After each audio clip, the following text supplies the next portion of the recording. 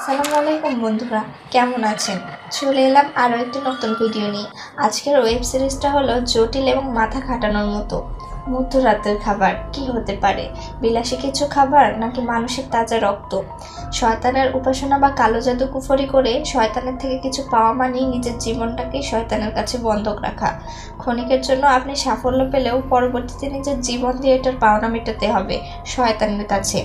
ভয়ঙ্কর এক কালো জাদু আর শয়তানের উপাসনা করে কিছু পাওয়ার ইচ্ছা নিয়ে নির্মিত এই গল্পে আপনাকে স্বাগতম। এই গল্পটা একটু ভিন্নভাবে উপস্থাপন করা হয়েছে, তো চলুন গল্পতে চলে যাই। পূর্ণ চন্দ্রগ্রহণের রাতে হেডফোনে গান শুনতে শুনতে একটা অটো করে হাসি মুখে ক্লায়েন্টের বাড়ির দিকে যাচ্ছে নিতু যে একজন বেবিসিটার বা বাবা মার অনুপস্থিতিতে বাচ্চাদের দেখাশোনা করার কাজ করে। আজ রাতের ডিউটি নিতুর। কিছুক্ষণ পরেই নিতু পৌঁছে গেল কাঙ্ক্ষিত ঠিকানায়। সে অটো থেকে নেমে দেখে থমথমে পরিবেশ বিরাজ করছে চারদিকে। কাকের ডাক এবং অদ্ভুত একটা শব্দ হচ্ছে। শহরে, কিন্তু কেমন জানি নির্জন একটা জায়গা। নিতু অ্যাড্রেস বের করে আবার মিলিয়ে নিচ্ছে যে সে সঠিক জায়গায় এসেছে কিনা। ভয়ে ভয়ে বাড়িটার মেইন গেট খুলে দরজার দিকে গেল এবং নক করার আগেই দরজা খুলে গেল। কালো শাড়ি পরা এক মহিলাকে দেখতে পায়। মহিলা বলল, আপনি নিতু? নিতু একটু ভয় পেয়ে বলল, জি আমি নিতু। ভয়ঙ্কর রাত থেকে আমরা ফ্ল্যাশব্যাকে চলে যাই এবং ভিডিওটি শেষ পর্যন্ত দেখুন, আশা করি ভালো লাগবে। নিতু খুব সাধারণ একটা মেয়ে, গ্রাম থেকে শহরে এসেছে পড়াশোনা করার জন্য, যেখানে তার নিজের খরচ নিজেকেই চালাতে হয় এবং পরিবারকেও সাহায্য করতে হয়। নিতুর বাবা অনেক আগেই মারা গিয়েছেন। এরপর তার মা অন্য একজনকে বিয়ে করে গ্রামেই থেকে যায়, যেখানে প্রতিদিন নিতুর মাকে অনেক অত্যাচার সহ্য করতে হয়। নিতু এসেছে বসের কাছে স্যালারি বাড়ানোর জন্য, কিন্তু তার বস নিতুকে অনেক আজে বাজে কথা শোনায়। উল্টো আরও বলে দিল যদি কাজ না পোষায় তাহলে কাজ ছেড়ে দিতে। এর মধ্যে একটি বাচ্চার কান্নার আওয়াজ পেয়ে বাচ্চাটির কাছে চলে আসলো। এখানকার সব বাচ্চারা নিতুকে অনেক ভালোবাসে। আমাদের চেনাচরিত বিকাশ বাস। অফিস থেকে প্রতিদিন নিতু এখানেই নামে ভাড়া বাঁচানোর জন্য। নিতু এখান থেকে প্রতিদিন এই নির্জন রাস্তা দিয়েই হোস্টেলে যায়। চারপাশে কেউ নেই, ঘন অন্ধকার, একটু পরপর ট্রাম লাইটের আলো। কেমন জানি ঘর ঘর ভয়ঙ্কর নিঃশ্বাসের আওয়াজ শোনা যাচ্ছে। নিতুর মনে হচ্ছে কেউ তাকে ফলো করছে, কিন্তু আশেপাশে তাকালে কাউকে দেখতে পায় না। পায়ের শব্দ পেয়ে পিছনে তাকালে একটি কুকুরকে দেখতে পায়, যার নাম টুকুন। নিতুর ভয় কেটে যায়। আর এই নিতুর সাথে টুকুনের প্রতিদিন দেখা হয় এবং টুকুনের জন্য খাবার নিয়ে আসে, আর পাশে ব্রেঞ্চে বসে টুকুনকে খাবার খাইয়ে দেয়। এর মধ্যেই নিতুর মা তাকে ফোন দেয়। ফোন রিসিভ করলে তার মায়ের কান্নাই শুধু শুনতে পায়। হঠাৎ লাইনটা কেটে গেলে নিতু আবারও ঘর ঘর নিঃশ্বাসের শব্দ পায়। আর দেরি না করে সোজা হোস্টেলে চলে যায়। নিতু সকালে রান্না করে অফিসে চলে যায়। এর মধ্যে নিতুর মা ফোন করে বলে, কাল রাতে তোর বাবার ভয়ে ফোনটা কেটে দিয়েছিলাম। নিতু বলে, আমি আগেই বুঝতে পেরেছি, শয়তানটা কাল রাতেও তোমাকে মেরেছে, তাই না? নিতুর মা বলে, আমাকে কিছু টাকা দিতে পারবে মা? তোর বাবার জন্য মদ কিনবো। উনি প্রতি রাতে মদ খেলেই শান্ত থাকে। নিতুর অনেক রাগ করে মায়ের কথা শুনে। এর মধ্যেই অফিসের বস ফোনে কথা বলতে দেখে ফেলায় নিতু ফোনটা কেটে দেয়, সেখান থেকে চলে যায়। অফিস ফ্লোরে এসে প্রতিদিনের মতো বাচ্চাদের যত্ন নিতে শুরু করে। বাচ্চাদের খাওয়ানো থেকে শুরু করে তাদের সাথে খেলা পর্যন্ত করে নিতু। এইভাবে প্রতিটা দিন কেটে যায় নিতুর। কাজ শেষে বাস থেকে নেমে আবার ওই নির্জন রাস্তা দিয়ে হোস্টেলের দিকে রওনা দেয়। আজকে যেন আরও বেশি ভয় পেতে থাকে। সাথে ওই ঘর ঘর নিঃশ্বাসের শব্দ বেড়েই চলেছে। কেউ যেন নিতুকে ফলো করছে, আর কারো একটা উপস্থিতি পেয়ে সে অনুভব করে কেউ তার আশেপাশেই আছে। আশেপাশে কুকুরটাকেও দেখতে পেল না নিতু। ভয় পেয়ে কানে হেডফোন লাগিয়ে দেয়। কি অদ্ভুত ব্যাপার, রেডিওতেও তখন ভূতের এফএম চলছিল। তখন আরও ভয় পেয়ে হেডফোন খুলে ফেলে নিতু আর দ্রুত পায়ে হোস্টেলে রওনা দেয়। হোস্টেলটা অনেক পুরনো আর দেখতেও ভুতুরে টাইপের। হোস্টেলের লাইট কেমন জানি অন অফ করছিল। কিন্তু পাশেই পায়ের আওয়াজ পেয়ে এগোতে থাকে আর একটা কালো কুচকুচে বিড়ালকে দেখতে পেয়ে চমকে ওঠে। ফিরে তাকাতেই হোস্টেলের গার্ড তার সামনে কর্কশ গলায় হাসতে থাকে। হঠাৎ গার্ডকে দেখে নিতু অনেক ভয় পায়। তখন গার্ড বলে, আপা, এই শহরে যে আপনার এত বড় লোক আত্মীয় আছে, কখনো বলেন নাই তো? নিতু বলে, এই শহরে কেন, কোনো শহরেই আমার কোনো আত্মীয় নেই, তার উপর বড় লোক। গার্ড তখন বলে, ও বুঝতে পেরেছি, হয়তো দ্বিতীয় তালার ঋতু ম্যাডামের আত্মীয়। কিছুদিন আগে একটা কালো গাড়ি করে আসছিল ওর খোঁজ নেওয়ার জন্য। এই কথা শুনে নিতু হোস্টেলের ভিতরে চলে যায় এবং গার্ড নিতুকে দেখে কর্কশ গলায় হাসতে থাকে। পরের দিন স্কুলে এক বাচ্চার বার্থডে সেলিব্রেট করছিল সবাই এবং বাচ্চাটি ভালোবেসে নিতুকে কেক খাইয়ে দেয়।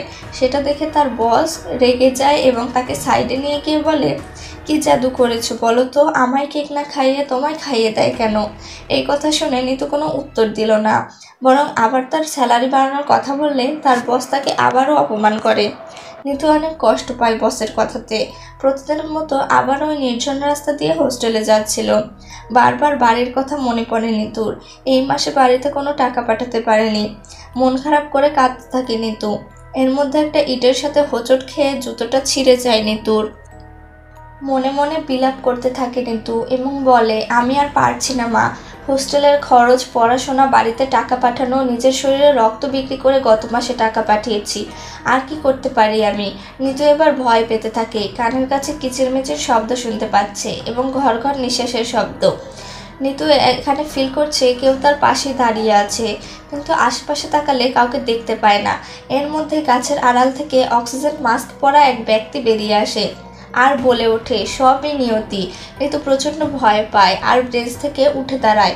লোকটা গাছের আড়াল থেকে বের হয়ে আসে আর বলে, আপনার স্যান্ডেল ছিঁড়ে যাওয়া আর আমার অক্সিজেন সিলিন্ডার নিয়ে বেড়ানো সবই নিয়তি। লোকটা নিতুর পাশে বসে আর বলে, কান্না কখনো থামাতে নেই, কেঁদে মনটা হালকা করে ফেলুন। এই বলে লোকটা নিতুর সাথে পরিচিত হয় আর বলে, আমি অ্যান্ড্রু। নিতু অনেকটা স্বাভাবিক হয়। আগে যেমনটা ভয় পাচ্ছিল সে ভয়টা কেটে যায়। অ্যান্ড্রু বলে, আপনার হাসিটা অনেক সুন্দর, শুধু সুন্দর নয়, শতাব্দীর সেরা হাসি। এমনভাবে অনেক কথা বলে, নিতুর সাথে একটা পারস্পরিক সম্পর্ক গড়ে তোলে।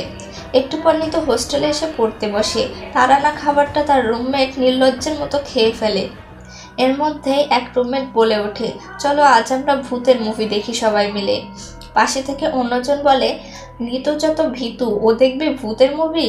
নিতু বলে, আমি মোটেও ভীতু নই। তখন রুমমেট বলে, আমরা যতক্ষণ মুভি দেখব তুমি ততক্ষণ এই রুমে একা থাকবে, লাইট অফ করে, আর ঘুমাতেও পারবে না। নিতু একটু ভয় পাওয়াতে রুমমেট বলে ওঠে, জানো কিছুদিন আগে আমাদের হোস্টেলের একটা মেয়ে সুইসাইড করেছে আর ভূত নাকি তার ঘাড় মটকে দিয়েছে। এই বলে মেয়েটা লাইট আর দরজা বন্ধ করে নিতুকে একা রেখে চলে যায়। নিতু এবার সত্যি ভয় পেতে থাকে।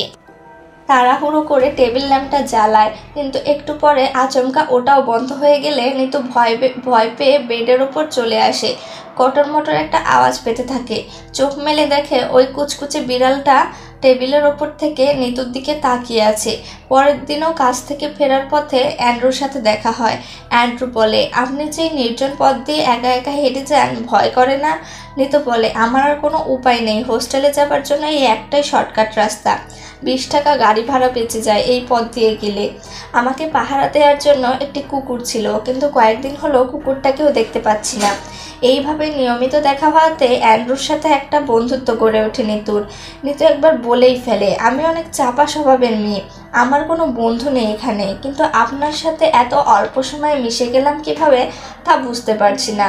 তখন অ্যান্ড্রু বলে, এটার 2টা কারণ আছে। প্রথম কারণ হচ্ছে আমরা দুজনেই অভাবে আছি, আমি অক্সিজেনের আর আপনি টাকা পয়সার। আপনি চাইলে আমি আপনাকে 2ভাবে সহযোগিতা করতে পারি। প্রথমটা হলো, আমি আপনাকে কিছু টাকা ধার দিলাম, আপনি সেই টাকা দিয়ে আপনার সমস্যাগুলো সমাধান করলেন আর আপনার মাকেও শহরে নিয়ে আসলেন। পরে না হয় ধীরে ধীরে আমার টাকা শোধ করে দিলেন, কোনো প্রবলেম নেই। টাকা ধার দেওয়ার কথা শুনে নিতু অনেক রেগে গিয়ে বলে, আপনি আমাকে অনেক সস্তা মেয়ে ভেবেছেন তাই না? অ্যান্ড্রু বলে, এমন কিছু নয় নিতু, এই অপশান ভালো না লাগলে আমি আপনাকে কিছু বিজনেস আইডিয়া দিতে পারি। আপনি অনলাইনে বিজনেস করতে পারেন। আপনি যেহেতু বেবি সিটিং বা চাইল্ড কেয়ারে দক্ষ, সেক্ষেত্রে অনলাইনে পেজ খুলতে পারেন এবং বাসায় গিয়ে বেবি কেয়ার সার্ভিস দিতে পারেন। এই কাজের চাহিদাও অনেক আর ভালো টাকাও ইনকাম করতে পারবেন। নিতুর এই আইডিয়াটা ভালো লাগে এবং রাজি হয়ে যায়। পরের দিন নিতু তার এক বন্ধুর সহযোগিতায় কেয়ার গিভার নামে একটি ফেসবুক পেজ খোলে। অবাক করার বিষয়, তার 3 দিন পরে কাজের এক কল পায়, আর কল পেয়ে নিতু অনেক খুশি হয়ে যায়। প্রথম কাজ ডান করার পরে নিতু অ্যান্ড্রুর সাথে দেখা করে আর কৃতজ্ঞতা স্বীকার করে। তার একদিন পরে নিতু অ্যান্ড্রুর সামনে আসে এবং কান্না করে বলে, আমার মা হসপিটালে ভর্তি। গত রাতে নাকি কালো একটা বিড়ালকে দেখে পড়ে গিয়ে মাথা ফেটে গেছে। আমিও মাঝে মাঝে কালো একটা বিড়াল দেখতে পাই। মার সাথে এমন কেন হলো বুঝতে পারলাম না। মার চিকিৎসার জন্য অনেক টাকার দরকার। অ্যান্ড্রু পরের রাতে নিতুকে বলে, আপনি খুব শীঘ্রই একটা নতুন ক্লায়েন্টের কল পাবেন। তাদের একজন বেবিসিটার দরকার। তারা অনেক বড়লোক ফ্যামিলির। আপনি যত ইচ্ছে টাকা চাইতে পারেন তাদের কাছ থেকে। এই বলে অ্যান্ড্রু নিতুকে একটা ড্রেস গিফট করে আর বলে, ওনারা অনেক বড়লোক ফ্যামিলির, তো আপনি চাইলে ড্রেসটা পরে যেতে পারেন। নিতু অনেক খুশি হয়ে যায় আর বলে, আপনার সাথে আমার আগে কেন দেখা হয়নি? তখন অ্যান্ড্রু বলে, everything happens for a reason. Duty time ছিল সন্ধ্যা থেকে রাত 1টা পর্যন্ত। প্রথম সিনে আমরা যে নিতুকে দেখেছিলাম কাজে যাচ্ছে, এইটাই ছিল অ্যান্ড্রুর সাজেস্ট করা ওই বাসাটা। এবার বর্তমানে ফিরে যাক। দরজা খোলা ওই মহিলা নিতুর আইডি কার্ড দেখে বাড়ির মধ্যে নিয়ে আসে আর বলে, আমার ছেলেকে দেখাশোনা করার জন্য একটা মেয়ে ছিল, কিন্তু তার মা অসুস্থ হওয়ায় গ্রামে চলে যায়। তার বিপরীতে আজ তোমাকে হায়ার করা হয়েছে আমার ছেলেকে দেখাশোনা করার জন্য। নিতু বাড়ির ভেতরের চারপাশে দেখে অনেক ভয় পেয়ে যায়। অন্ধকার আর কেমন জানি অদ্ভুত বাড়ির ভেতরটা। নিতু বলেই ফেলে, এত বড় বাড়ি আর আপনি একাই থাকেন? এটা বলে, একা কই, আমার হাজবেন্ড, ছেলে আর কাজের মেয়েটা সবাই এখানে থাকি। ছেলের রুমে যেতে আরও বলে, আমি রাত 1টার মধ্যে বাড়ি ফিরবো। আমার ছেলে এখন ঘুমিয়ে আছে, তোমার দায়িত্ব হলো ও জেগে উঠলে ওকে খাইয়ে দেয়া। আমার ছেলে ঘুম ভাঙলে অনেক ক্ষুধার্ত থাকে, এমার্জেন্সিতে তোমায় ডেকেছি, আমার ছেলেকে না খাইয়ে রেখো না। বারবার খাওয়ার কথা বলাতে নিতু কেমন জানি একটা ফিল হয়। আর ওই মহিলাটি বলে, আমার ছেলের পাশেই থেকো, অন্য কোথাও যেও না। বাড়ির মেন গেটটা অটোলক, কেউ চাইলেও বাইরে থেকে ভেতরে আসতে পারবে না, আবার ভেতর থেকেও বাইরে যেতে পারবে না। সো তুমি এখানে সেফ। আর হ্যাঁ, খাবার দিতে ভুলো না যেন। এই বলে মহিলা ওখান থেকে চলে যায়। এত বড় বাড়ি, আবছা আলো আর অন্ধকার। নিতু রুমের চারপাশটা ঘুরে ঘুরে দেখতে লাগলো আর কিসের যেন একটা শব্দে বারবার চমকে উঠলো। হঠাৎ পাশের রুম থেকে টিভি চালু হওয়ার শব্দ শুনে সেই রুমের দিকে চলে গেল। টিভি থেকে সাউন্ড ভেসে আসছে, আজ পূর্ণিমার রাত, এই রাতে রক্ত পিপাসু শয়তানেরা বের হয় মানুষের রক্ত খাওয়ার জন্য। একা থাকা মোটেও নিরাপদ না। টিভির সামনে বসতেই হঠাৎ মহিলা বলে উঠল, আজকাল তুমিও এসব দেখো? তোমাকে এখানে আনা হয়েছে আমার ছেলেকে দেখে রাখার জন্য, বসে বসে টিভি দেখার জন্য না। গাড়ির চাবিটা ফেলে এসেছিলাম, তাই আবার সেটা নিতে এসেছি। নিতু বলে, আমি টিভি অন করিনি। মহিলাটা বলে, তুমি টিভি অন করনি তো ভূতে অন করেছে? যাও আমার ছেলের পাশে গিয়ে বসে থাকো। ঘুম থেকে উঠে ও খাবার না পেলে চিৎকার চেঁচামেচি করবে। আর পুরো বাড়িতে সিসিটিভি ক্যামেরা আছে, কখন কি করছো না করছো আমি সব দেখতে পাই। নিতু রুমের মধ্যে গিয়ে বাচ্চাটার খেয়াল করে এবং পাশে রাখা বাচ্চাটার খেলনাগুলো দেখতে থাকে।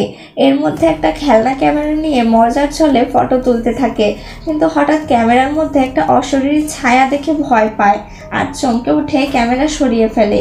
খালি চোখে কাউকে দেখতে পায় না, ক্যামেরা দিয়েও দেখলে সেখানেও কাউকে দেখতে পায় না। হঠাৎ এটা দেখে মনের ভুল ভেবে ইগনোর করে। এরপর একটা বই পড়তে পড়তে চেয়ারে ঘুমিয়ে পড়ে। ঘুমের মধ্যেই এক ভয়ঙ্কর ছায়ামূর্তি দেখতে পায় চোখের সামনে আর শুনতে পায়, বের হয়ে যাও এই বাড়ি থেকে। নিতু অনেক ভয় পেয়ে যায়, বাট এটাকেও সে মনের ভুল ভেবে ইগনোর করে আর ফ্রেশ হওয়ার জন্য ওয়াশরুমে যায় এবং আয়নায় নিজেকে দেখতে থাকে। ফিল করে কেউ যেন তার পেছনে দাঁড়িয়ে আছে। পেছনে ফিরে তাকালে সেখানে কাউকে দেখতে পায় না, তবে সত্যিই নিতুর পেছনে কেউ দাঁড়িয়েছিল। একটু পর অটোমেটিকভাবে সব পানির ট্যাপ চালু হয়ে যায় আর ধোঁয়া বের হতে থাকে পানির সাথে। ওয়াশরুম ধোঁয়ায় অন্ধকার হয়ে যায়। নিতু আয়নার দিকে তাকালে সে কিছু লেখা খেয়াল করে, বের হয়ে যাও। নিতু প্রচণ্ড ভয় পেয়ে যায় আর ওয়াশরুম থেকে বের হয়ে যায়। হাঁপাতে হাঁপাতে বাচ্চাটা রুমে আসে এবং ফোনে কাউকে কল করার চেষ্টা করে, কিন্তু নেটওয়ার্ক ফেলের কারণে কাউকে কল করতে পারে না। ক্লান্ত হয়ে আবার ওই চেয়ারে বসে। এবার অদৃশ্য দড়ি এসে নিতুর হাত পা বেঁধে ফেলে চেয়ারের সাথে। আর এই সব কিছুই কে যেন বাইরে থেকে সিসিটিভিতে দেখছে। নিতু আরও ভয় পেয়ে যায়, অনেক ভয়ানক সিচুয়েশনের সম্মুখীনে পড়ে। এত কিছুর পরেও মনের ভুল ভেবে উপেক্ষা করে নিতু। খিদে পেলে কিচেনে যায় কিছু খাওয়ার জন্য। একটা আপেল কাটতে গিয়ে নিতুর হাত কেটে যায়, সাথে সাথে পুরো বাসার লাইট অন অফ হতে থাকে। ভয় পেয়ে নিতু দৌড়ে বাচ্চাটির রুমে আসে, এসে দেখে বাচ্চাটি তখনও ঘুমোচ্ছে। নিতু আবারও ফোন দিয়ে ট্রাই করে কাউকে কল করার জন্য, কিন্তু নেটওয়ার্ক ফেলের কারণে কল করতে পারে না। এর মধ্যে পুরো বাসার কারেন্ট চলে যায়। নিতু আবার কিচেনে ফিরে গিয়ে একটা মোমবাতি জ্বালায়, আর বাচ্চাটির ঘরে ফিরে এসে দেখে বাচ্চাটি বেডের ওপর নেই।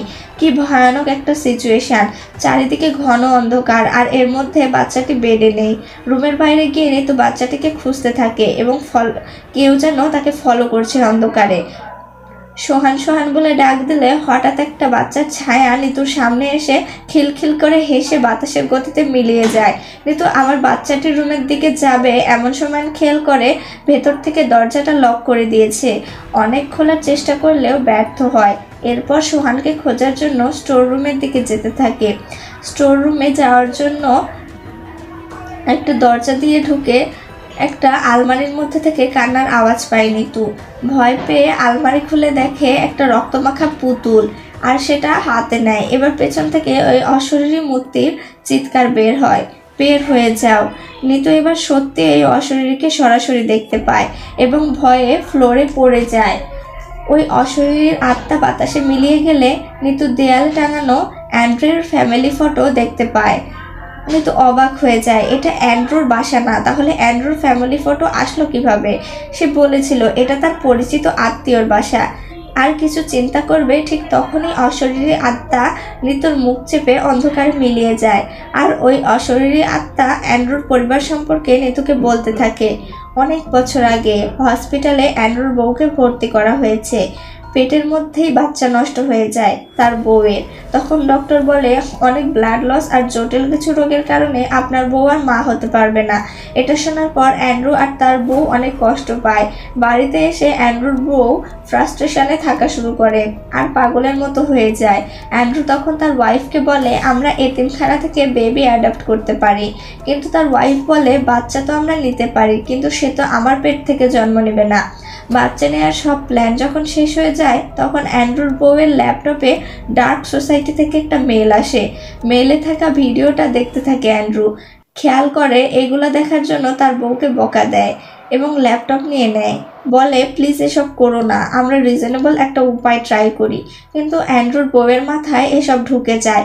সারাক্ষণ ব্ল্যাক ম্যাজিকের এসব ভিডিও দেখতে থাকে এবং তাদের আচরণ শুরু হয়ে যায়। একদিন রাতে ওই ব্ল্যাক সোসাইটির কয়েকজন মেম্বারকে অ্যান্ড্রুর বউ ইনভাইট করে আর সন্তান নেওয়ার জন্য শয়তানের উপাসনা শুরু করে। আর রাতে অ্যান্ড্রুর ঘুম ভেঙে যায়। পাশে তার বউকে না দেখে সে তাকে খুঁজতে যায়। একটু পর স্টোর রুমে গিয়ে দেখতে পায় তার বউ সবার মাঝখানে বসে নিজের হাত কেটে রক্ত বের করছে, শয়তানের উদ্দেশ্যে উৎসর্গ করছে। এর মধ্যে একজন অ্যান্ড্রুর উপস্থিতি বুঝতে পেরে একটা শয়তান জিন অ্যান্ড্রুর উপর চালান করে দেয়। তারপর থেকেই অ্যান্ড্রু অসুস্থ হয় এবং যার কারণে সে অক্সিজেনের নিতে হয় সবসময়। অ্যান্ড্রুর অসুস্থতা সম্পর্কে ওই শয়তানের উপাসনাকারীর মহিলাদেরকে জানালে সে বলে এই তো প্রভু সন্তুষ্ট হয়েছে, প্রভু কিছু দিলে কিছু নিয়েও নেয়, এতে চিন্তার করার কিছু নেই, যা তুই শয়তানের উপাসনা কর। এভাবে প্রতিনিয়ত শয়তানের উপাসনা করার ফলে অ্যান্ড্রুর বউ অলৌকিকভাবে প্রেগনেন্ট হয়ে যায়। তার কিছুদিন পর একটা বাচ্চাও হয়। বাচ্চাটা সারাক্ষণ কান্নাকাটি করতে থাকে। তখন ওই শয়তান মহিলার আদেশে শামিমা নামের একজন বেবি সিটার হায়ার করে। শামিমা সোহানের অনেক যত্ন নিতে থাকে, কিন্তু পূর্ণ চন্দ্রগ্রহণের রাতে কান্না করতে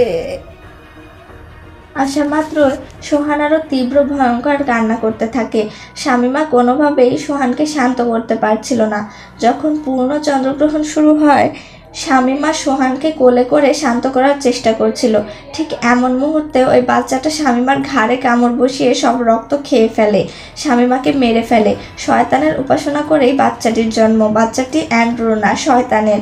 প্রতি চন্দ্রগ্রহণের রাতে বাচ্চাটার মানুষের রক্ত লাগে। শামিমাকে মূলত হায়ার করা হয়েছিল সোহানকে রক্ত খাওয়ানোর জন্য।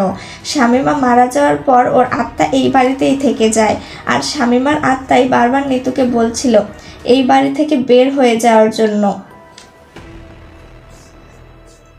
নিতু আবার সামনে থেকে শামীমার আত্মাকে দেখতে পায়।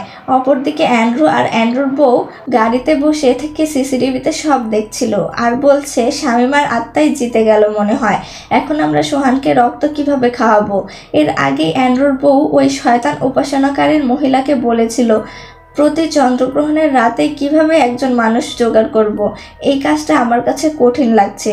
তখন শয়তান মহিলা বলেছিল তুই চাইলে তোর সন্তানকে ফিরিয়ে দিতে পারিস, কিন্তু প্রভু অনেক নাখোশ হবে তোদের ওপর, হয়তো এই কারণেই তোদের জীবনটা উৎসর্গ করে দিতে হবে প্রভুর চরণে। অ্যান্ড্রুর বউ বলে তা না, এই সন্তান তো প্রভুর কৃপা, ফেরত দিব কেন, কিন্তু এই রক্তপাত আর বলি কোনোভাবে বন্ধ করা যায়। তখন শয়তান মহিলাটা বলে এই রক্তপাত যদি বন্ধ করতে চাস তাহলে গোল্ডেন ব্লাডের কাউকে খুঁজে বের কর, গোল্ডেন ব্লাডের কাউকে পেলে তোর বাচ্চার রক্তের স্বাদ চিরতরে মিটে যাবে। মনে আছে নিতু একবার রক্ত বিক্রি করে তার বাড়িতে টাকা পাঠিয়েছিল। অ্যান্ড্রু মূলত প্রতিটা হসপিটালে একজন করে লোক রেখেছিল যেন গোল্ডেন ব্লাডের রক্ত পেলে তাকে জানাতে। নিতুর শরীরের রক্ত গোল্ডেন ব্লাডই ছিল। তখন অ্যান্ড্রুর বউ প্ল্যান করে নিতুকে কিডন্যাপ করার জন্য, কিন্তু অ্যান্ড্রু প্ল্যান করে খুব সহজভাবে তার বাড়িতে নিয়ে আসার। অ্যান্ড্রু প্রথম থেকে নিতুকে যতবার হেল্প করেছে এবং দেখা করেছে সব কিছুই ছিল নিতুকে ফাঁদে ফেলে তার বাড়িতে নিয়ে এসে অ্যান্ড্রুর ছেলেকে খাওয়াতে। কেননা অ্যান্ড্রু আগেই নিতুকে বলেছিল everything happens for a reason. Andrew খুব ভালোভাবেই জানতো নিতুর দুর্বলতা, আর এই ইমোশনকেই কাজে লাগিয়ে নিতুর কাছে ভালো মানুষ সেজে নিতুর বিশ্বাস অর্জন করে।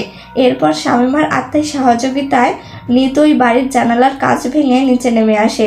এই সময় শামীমার আত্মাটা সোহানরূপী শয়তানকে আটকে রেখেছিল। নিতু জানালা দিয়ে নেমে রাস্তার মধ্যে দাঁড়াতেই অ্যান্ড্রুর গাড়ি নিতুকে চাপা দিয়ে চলে যায়। নিতু রাস্তার মাঝে অ্যান্ড্রুর কথা মনে করতে করতে মারা যায়, আর এখানেই গল্পের সমাপ্তি ঘটে। তো বন্ধুরা, গল্পটা আপনাদের কেমন লেগেছে কমেন্ট করে জানাবেন, আর আমাদের চ্যানেলটাকে সাবস্ক্রাইব করে দিবেন। আসসালামু আলাইকুম।